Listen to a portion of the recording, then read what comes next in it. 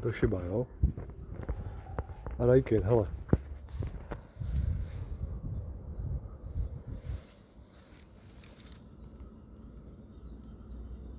Zde nevíš nic?